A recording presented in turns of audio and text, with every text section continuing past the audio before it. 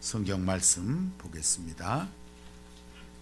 요한복음 13장 1절에서 11절까지를 보겠습니다. 찾으신 줄 알고 제가 봉독을 해드리겠습니다. 6월절 전에 예수께서 자기가 세상을 떠나 아버지께로 돌아가실 때가 이른 줄 아시고 세상에 있는 자기의 사람들을 사랑하시되 끝까지 사랑하시니라. 마귀가 벌써 시몬의 아들 가롯 유다의 마음에 예수를 팔려는 생각을 넣었더라. 저녁 먹는 중 예수는 아버지께서 모든 것을 자기 손에 맡기신 것과 또 자기가 하나님께로부터 오셨다가 하나님께로 돌아가실 것을 아시고 저녁 잡수시던 자리에서 일어나 겉옷을 벗고 수건을 가져다가 허리에 두르시고 이에 대야에 물을 떠서 제자들의 발을 씻으시고 그 두르신 수건으로 닦기를 시작하여 시몬 베드로에게 이르시되 베드로가 이르되 주여 주께서 내 발을 씻으시나이까. 예수께서 대답하여 이르시되 내가 하는 것을 내가 지금은 알지 못하나 이후에는 알리라. 베드로가 이르되 내 발을 절대로 씻지 못하시리이다. 예수께서 대답하시되 내가 너를 씻어주지 아니하면 네가 나와 상관이 없느니라. 시몬 베드로가 이르되 주여 내 발뿐 아니라 손과 머리도 씻어 주옵소서. 예수께서 이르시되 이미 목욕한 자는 발밖에 씻을 필요가 없느니라. 온몸이 깨끗하니라. 너희가 깨끗하나 다는 아니니라 하시니 이는 자기를 팔 자가 누구인지 아심이라. 그러므로 다는 깨끗하지 아니하다 하시니라. 아멘. 드림 성가대의 찬양이 있겠습니다.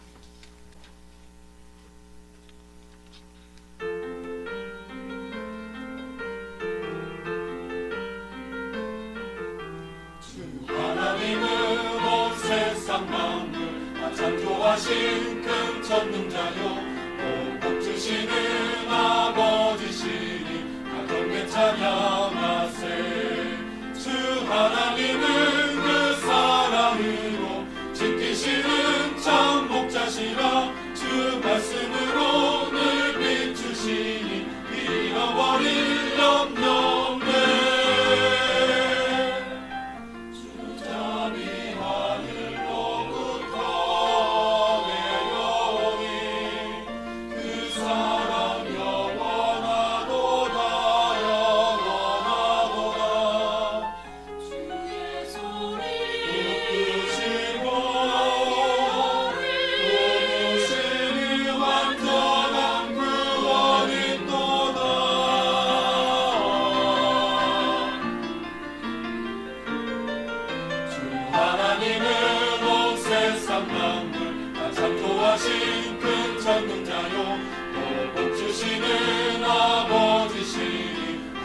찬양하세. 주 하나님은 그 사랑으로 지키시는 참 목자시라. 주 말씀으로 늘 인도하니 그 잃어버릴 염려 없네. 찬양하며 나 경배하세. 찬양하며 나 경배하세. 주 하나님은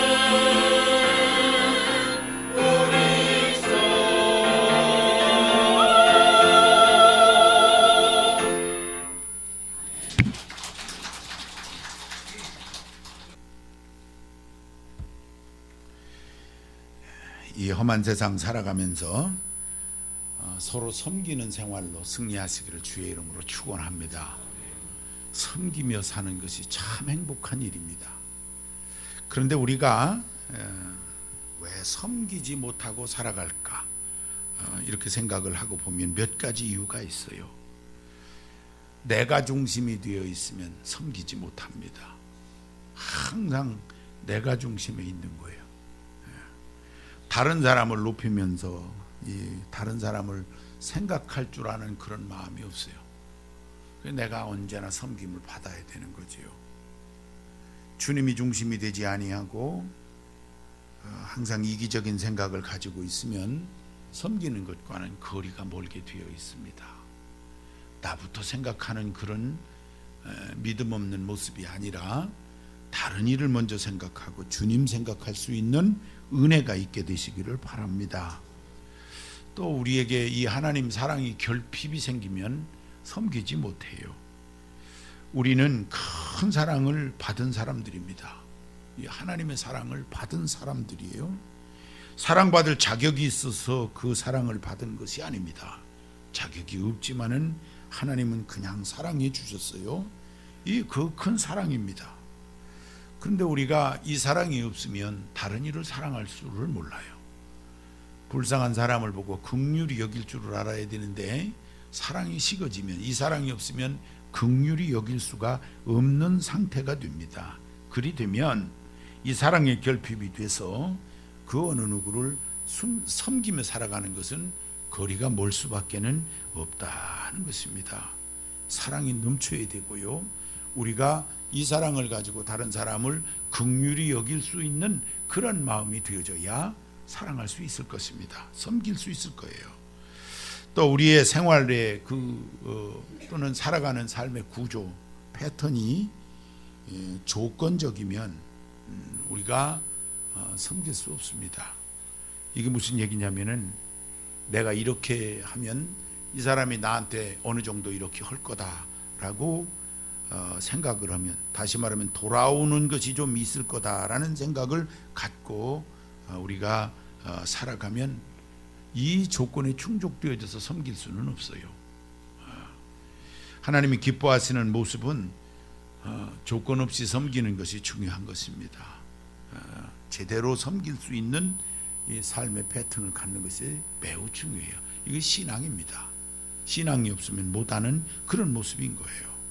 오늘 성경 말씀 보니까 예수님께서 십자가를 지시기에 앞서서 제자들의 발을 씻기시면서 섬김의 본을 보여주셨습니다. 그리고는 너희도 이처럼 해라 하는 말씀을 하셨어요. 예수님이 이 세상에 오신 것도 섬김을 받으려 함이 아니라 섬기러 오셨다고도 분명히 말씀하셨어요. 예수님이 섬기러 오셨어요. 왜 그러셨을까 생각을 하지요. 우리를 그렇게 사랑해서 그러신 거예요. 우리도 이 모습을 배우는 은혜가 있게 되시기를 바랍니다. 우리가 왜 섬기면서 살아야 되나, 나 혼자 잘 살면 되지, 이렇게 생각하기 쉬운데 오늘 말씀을 보면 우리는 반드시 섬기면서 살아야 돼요. 왜냐하면 예수님이 그렇게 하라고 친히 본을 보여주신 것입니다. 제자들의 발을 씻기는 정도가 아니라 십자가를 지시기까지 우리를 섬기셨다는 사실을 우리는 잊지 말아야 돼요. 있을 수 없는 이야기잖아요. 선생님이 제자들의 발을 씻어주셨으니까요. 제자들이 선생님 발 씻겨드려야 되는데 그게 아니고 거꾸로 됐으니까요. 왜 그러셨을까? 우리로 하여금 그렇게 섬기며 살라 하는 그와 같은 말씀을 본으로 보여주신 것입니다. 그리고는 해도 되고 안 해도 되고 이렇게 말씀하신 게 아니라 꼭 해야 되는 것이라고, 꼭 이렇게 섬기며 사는 것이 맞다고 우리에게 명령해 주신 것을 잊지 마시기를 바랍니다. 섬김을 통해서 이 주님을 그래 배울 수 있는 거예요. 이 섬김의 본이 되신 예수님처럼 그렇게 살면 우리가 살아가는 세상이 바뀌어질 수 있어요. 하나님 기뻐하시는 좋은 모습이 되어질 수 있다는 것입니다. 반드시 섬기며 살아가는 은혜가 있으시기를 바랍니다. 특별히 사순절 기간인데 사순절 기간에 어떻게 살아가는 것이 옳은 것인가 하고 생각을 하게 되지요. 예수님이 우리를 위해서 섬겨주신 이 놀라운 모습이 이 사순절 기간에 우리의 마음속에 은혜로 있어야 합니다. 그래서 이 기간에 서로 섬길 수 있어야 돼요. 하나님 기뻐하시는 모습으로 섬김의 삶을 실천하면서 살아야 된다 하는 거지요. 아랫사람이 윗사람에게 섬기는 것처럼 하는 것이 아니라 오늘 말씀을 보면 윗사람이 아랫사람 섬기는 모습으로 보여주신 거지요. 우리가 어떤 프로그램을 하면서 이 세족식을 해볼 때가 있어요. 미안하지요. 내 발을 누가 씻어준다라고 할 때 참 미안한 마음이 듭니다. 그런데 또 발을 씻어보면 또 다른 마음이 있어요. 여러분들은 어떻게 경험을 해보셨어요? 내 발을 누군가가 씻어주어서 내 발이 씻겨진 그런 경험이 대부분 있으실 거예요. 다른 사람의 발을 씻어 봐 주신 적이 있으신지 한번 생각해 보시기 바랍니다. 오늘 저녁에 집에 가셔서 한번 집에 가셔서 가족들 발을 한번 씻어줘 보세요. 아유, 저렇게 미운 짓만 하는 신랑을 내가 뭐 하려고 발을 씻어주나, 이렇게 생각하지 마시고, 우리 주님이 제자들이 뭐 똑똑해서 발 씻어주신 거 아니잖아요. 제자들이 꼭 내 마음에 들어서 발 씻어준 거 아닙니다. 이 제자들이 훌륭해서 야, 이 제자들 내가 섬겨야 되겠다 이렇게 하신 거 아니잖아요. 우리 예수님이 십자가로 우리를 섬길 때, 야, 너 괜찮은 사람이다, 너 똑똑한 사람이다, 너 나한테 잘할 사람이다, 이렇게 조건적이거나 아니면은 좋게 여기서 우리 발을 씻어주신 것인가 생각해 보시기 바랍니다.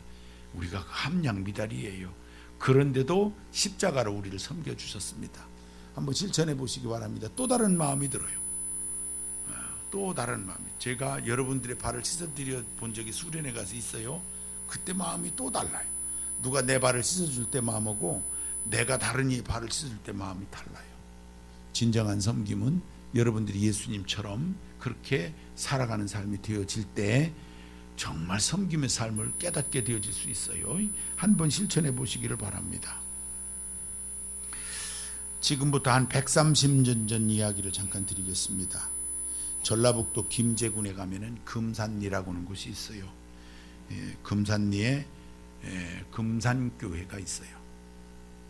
여기 충청남도 금산교회 얘기하는 게 아니고요. 전라북도 김제에 금산교회가 있습니다. 이 교회가 생겨지기 전에 그 지역 일대 땅 거의 다 가지고 있었던 분이 조덕삼이라는 분입니다. 이름으로 봐서는 뭐 그렇게 부자일 것 같은 이름은 아니에요. 조덕삼, 머슴 이름 같잖아요. 그런데 그 사람이 그 지역의 지주였습니다. 눈에 보이는 땅이 다 이분의 땅이라고 할 만큼 부자였더랬어요.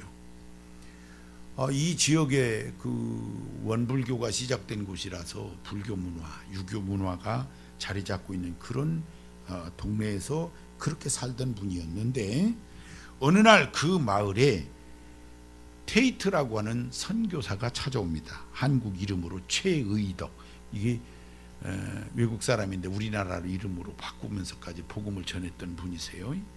테이트라고 하는 선교사가 찾아와서 이 조덕삼 씨를 만나가지고 복음을 전합니다. 그래서 예수님을 영접하게 됐어요. 큰 일꾼 하나 잡은 겁니다. 제일 부자가 예수 믿었으니까 말이죠. 그래서 예수를 믿게 된 이 조덕삼 씨가 1905년에 자기의 사랑채를 예배처소로 내놓습니다. 부잣집 사랑채는 커요. 사랑채가 있는 집에서 살아보셨어요? 옛날에는 그 사랑채라는 게 손님 오면 양반집에 사랑채가 있어요. 넓지고 제일 넓은 방입니다. 그게 사랑채가. 넓은 마루가 있고 안채하고는 이렇게 서로 등을 지고 있지요. 밖에서도 쉽게 들어올 수 있는 사랑채, 모두가 들어오기 쉽게 되어진 그런 방이 있지요. 이 사랑채를 예배처소로 사용하도록 내어주면서 교회가 시작이 되었습니다. 이때에 17살 된 이자익이라고 하는 청소년 하나가 이 집을 찾아옵니다. 본래 경상남도 남해도라고 하는 작은 섬에서 태어났는데 6살 때 부모가 돌아가시면서 친척집을 전전하는 그런 밥 얻어먹기 어려운 그런 처지에 처해 있던 청소년입니다. 육지로 가면 배불리 먹을 수 있다 하는 이야기를 들으면서 그가 남해도를 떠나서 여기저기 굴러서 전라북도 전주까지 왔는데 전주에서 소문을 듣습니다. 김제에 가면 조덕삼이라는 사람이 있는데 그 집이 부자라고. 그래서 이 김제 평야잖아요. 그 김제로 찾아가서 인사를 드립니다. 무엇이든지 시켜주시면은 내가 열심히 할 테니까 밥을 좀 먹여주시기 바랍니다 하고 부탁을 해요. 이 금산리 갑부 조덕삼 씨가 이자익이라고 하는 이 청소년이 무엇든지 시켜주면 뭐다 잘하고 할 테니 밥 먹여달라는 말에 그를 받아주는데 집에 말이 몇 마리가 있었어요. 말. 그래서 내가 이 말을 관리를 해라 해서 마부가 됩니다. 마부 이자익. 17살에 조덕삼 시집에서 마부가 됐는데 이 주인집에 아들이 공부하는 모습을 보게 됩니다. 공부를 하는데 서당에 가서 공부를 하는 게 아니고 이 선생님이 와서 가르쳐요. 다시 말하면 요즘으로 말하면 과외를 했나 봐요. 그 선생님이 와가지고서 가르치는 것을 어깨너머로 이자익이 넘어다 보면서 글을 배웁니다. 그리고 막 애우는 소리를 그 방 밖에서 귀로 쫑긋 들으면서 그것을 애워요. 그 아들하고 같이 공부를 들어가서는 못해도 밖에서 그거를 하는 거예요. 이러다가 조덕삼 씨에게 들킵니다. 여러분 같으면 어떻게 하셨겠어요? 당시에 여러분 이 종과 마부와 이 주인집 아들하고는 이 신분이 다른 거예요. 우리나라가. 이건 엄청난 신분의 격차가 있는 거예요. 그런데 조덕삼 씨가 그 아이를 보면서 우리 아들 어차피 공부하는 거니까 너도 해라 하고 데려다가 아들 옆에 앉혀줍니다. 그래서 그를 깨우치게 돼요. 공부를 합니다. 그리고는 자연스럽게 그 사랑방에서 예배드릴 때 그 자리에 앉게 되는 거예요. 성경을 읽습니다. 예수 잘 믿는 사람이 돼가는 거예요. 그러고서 세월이 지났어요. 이 금산교에서 처음으로 장로를 선출을 하는데 아마 그때는 그렇게 했던 것 같아요. 한 명 장로를 세우기 위해서 선교사님이 투표를 합니다. 시켰어요. 이 교인들에게 누가 장로를 하면 좋겠냐 하고 투표를 했는데 지주 이 조덕삼 씨가 당연히 장로로 선출될 줄 알았는데 놀라운 것은 마부 이자익이 장로로 선출이 됩니다. 선교사님이 큰 걱정거리가 생긴 거예요. 그 순간 온 성도들도 술렁거리기 시작합니다. 왜냐하면 주인집의 종이 장로로 교회에서 그 집 사랑채에서 선출이 됐으니 주인의 마음이 좋겠냐 그 말이에요. 그래서 이 주인이 다른 곳에서 그럼 교회 안 한다 하면은 교회가 분리가 될 것이고 우리 집에서 나가라고 하면 교회가 없어질 것이고 이게 고민이 생긴 거예요. 한순간에 일어난 일이에요. 이때에 이 조덕삼 씨가 성도들 앞에 일어나서 한마디 합니다. 우리 금산교회 교인들은 참으로 훌륭한 일을 해냈습니다. 저희 집에서 일하고 있는 이자익 영수, 이 영수라는 말은 집사와 장로 사이에 당시에 있던 직분 이름이에요. 이자익 영수는 저보다 신앙의 열의가 대단합니다. 참으로 감사합니다. 저는 아직 장로가 될 만한 그런 믿음이 없습니다. 선출된 이자익 장로를 내가 잘 받들고 금산교회를 위하여 열심히 헌신 봉사하겠습니다 하고 인사를 해요. 교회가 환호성이 터지는 거예요. 할렐루야. 하나님께 영광을 돌리는 거예요. 그 후에 이 소문이 퍼져나갑니다. 30리 밖에서 지금 12km 30리면 여러분 3시간을 걸어서 오는 거리에서도 성도들이 이 금산교회로 몰려드는 거예요. 이야, 뭐 참 주지가 그런 인격과 신앙을 가졌다고 소문이 나면서 그 교회 사람들이 몰려들어서 유명한 교회 되고 그리고 사랑채에서 예배를 드릴 수가 없어서 이 조덕삼 씨가 땅을 헌납하고 그 땅에 예배당을 건축합니다. 그 예배당이 남녀 7세 부동석의 문화를 갖고 있던 우리 한국 문화에서 남녀가 서로 얼굴을 볼 수 없도록 지어진 기역자교회, 기역자교회 사진으로 한번 보시겠습니다. 지금까지 있습니다. 이게 전라북도 문화재입니다. 기와집으로 기역자로 지어졌어요. 내부가 잘 보시면 이쪽 편이 있고 이쪽 편이 있어요. 그런데 여기에 줄이 하나 있어요. 이 커튼이 사진이 안 찍혔는데 이 커튼으로 이렇게 가리면 여기 여자들이 여기 있고 남자들이 여기 있어요. 목사님이 남자네, 여자들이 남자 목사님 얼굴을 모릅니다. 이 금산교회가. 왜냐하면 거기를 예배 시간 되면 커튼으로 가리고 여자들만 그리 들어와서 귀로만 거기 앉아있지 듣는 거예요. 이쪽과 이쪽이 서로 안 보여. 이렇게 꺾어져 있어갖고 여기 한 편이 있고 여기 한 편이 있는데 여자 남자가 앉았는데 이쪽과 이쪽이 안 보이는 거예요. 꺾어져 있었어 이렇게. 그리고 목사님은 가운데 있는데 가운데 있더라도 여성 있는 데는 커튼을 친 거예요. 오늘 예배하는 여성 여러분, 목사의 얼굴을 보고 예배드리는 것을 기뻐하시기 바랍니다. 그랬던 시절이 있었어요. 그랬던 시절이 얼마나 궁금했겠어. 상상을 해보세요. 이런 예배당을 지어서 봉헌을 합니다. 이 조덕삼 장로님이 그때 이제 이 봉헌하고 그 봉헌 기념으로 임직식이 있게 되는데, 그때 이 조덕삼 씨가 장로로 임직을 받게 됐던 거예요. 자, 장로가 된 조덕삼 이 장로님이 이자익 장로님에게 신학 공부를 하시지요 하고 부탁을 합니다. 그래서 이자익 장로님이 평양신학교, 당시 3년제 평양신학교로 갑니다. 모든 경비를 조덕삼 장로님이 마부 이자익을 위하여 헌신합니다. 먹고 사는 것부터 그 모든 것을 다 부담을 합니다.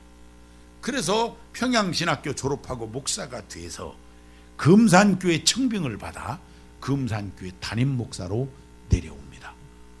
그리고 이자익 목사를 담임 목사로, 그리고 조덕삼 장로가 그 목사님을 섬기면서 교회를 부흥시켜 가서 당시 가장 큰 교회로 일구어낸 역사의 흔적입니다. 언제고 여러분들이 기회가 되시거든 이 변산반도 일대 가실 때 한번 찾아가 보시기 바랍니다. 이렇게 돼 있어요. 그때 당시 종탑이 그대로 있고 그런 교회예요. 이렇게 섬겼어요. 참 아름다운 섬김 아니에요. 이것이요, 그때 당시 문화로 이해가 안 되는 거예요, 여러분. 뭐 제가 태어나기 훨씬 전 이야기거든요. 제가 어렸을 때 제 고향에 가면 저희 할아버지가, 작은 할아버지가 사시던, 우리 할아버지 집이 이제, 할아버지는 서울로 가시고 작은 할아버지가 살고 계셨는데, 우리 작은 할아버지가 사시던, 뭐 제 아내도 인사를 하러 그곳에 갔었어요. 마루에서 떠밀면 떨어지면 죽을 만큼 높아요, 집이. 그 기와집으로 이렇게 진 게, 이게 서산 시내로 옮겨져서 문화재로 관리되고 있어요. 집을 그대로 떠갔어요. 이걸 이렇게 조립하듯이 풀어갖고 가서 서산에다 지어놓고 거기다 새로 집을 지어줬어요. 문화재로 시에서 그걸 사갔어요. 근데 그곳에 제가 고향에 갈 때 되면은 80이 넘은 할아버지 한 분이 종으로 계셨는데, 대전에서 도련님이 오셨다고 코가 땅에 벗어지는 거예요. 어렸을 때 제가 그게 이해가 안 됐어요. 저 할아버지가 왜 나한테 도련님이라고 그러는지 잘 몰랐어요. 그분이 종으로 살았는데 그 할아버지가 그 어린애한테 도련님 오셨다고 이랬어요. 제가 그 일 때문에 그 옛날에 이 주종의 관계를 어느 정도 어렴풋이 이해를 해요. 그런데 제가 태어나기 훨씬 전, 이거 130년 전 얘기거든요. 그 당시에 여러분, 그 얻어먹기 위해서 찾아왔던 마부를 목회자로 만들면서 교회를, 그를 주의종 삼고 섬겼던 이 장로님의 신앙과 그 인격이 훌륭했던 거지요. 여러분, 섬김은 신앙뿐이 아니고 인격입니다. 참으로 훌륭한 신앙 인격이에요. 이렇게 잘 섬겼던 거지. 여러분, 그 후손이 복을 받지 않겠어요?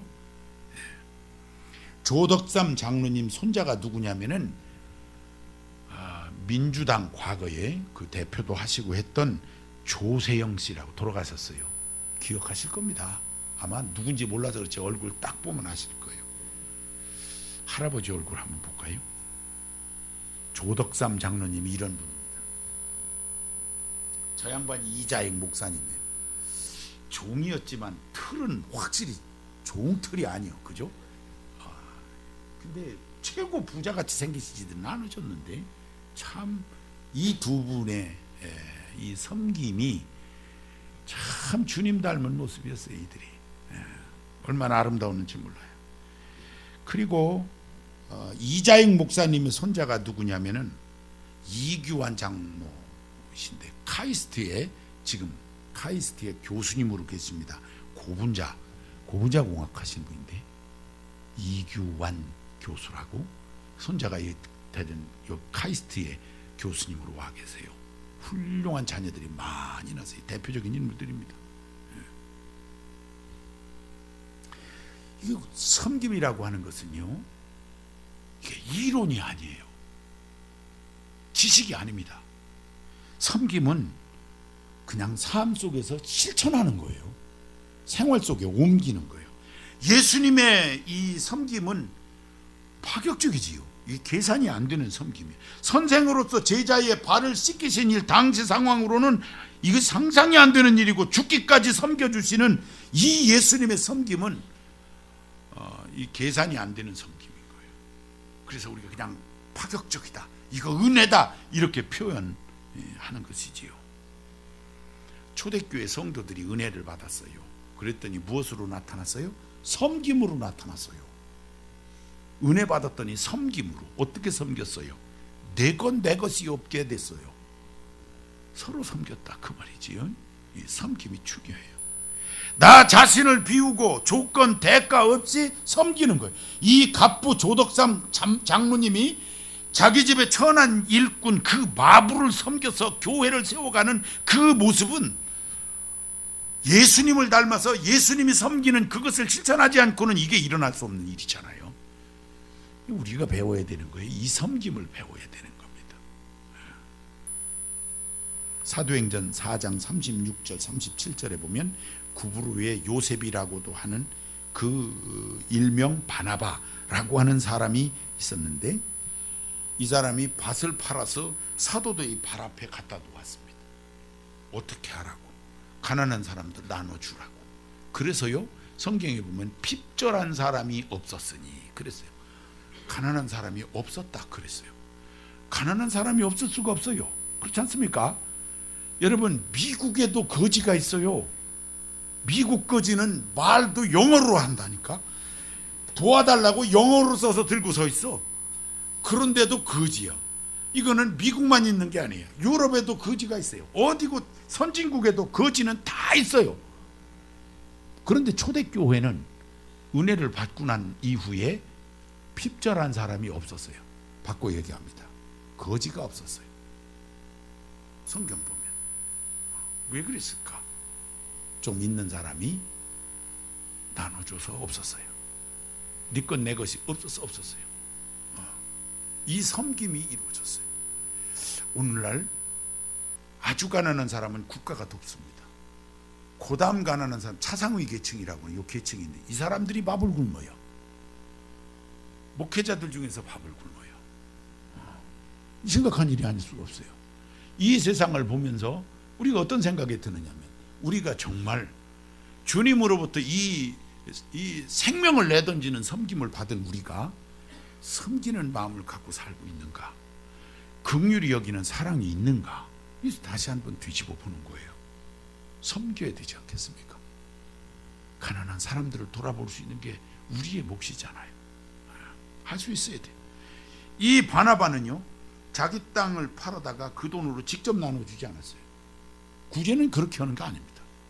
그렇게 하면 그 사람에게 매여서 그 구제를 받은 사람은 영원한 거지 되는 겁니다. 그래서 그것을 사도들 발 앞에 주어서 교회가 그 일을 하게 하고 누가 하는지를 모르게 했어요. 오른손이 하는 걸 왼손이 모르도록 하기 위해서 그런 방법을 썼던 거예요. 자신의 모습은 드러내지 않으려고 했던 거죠.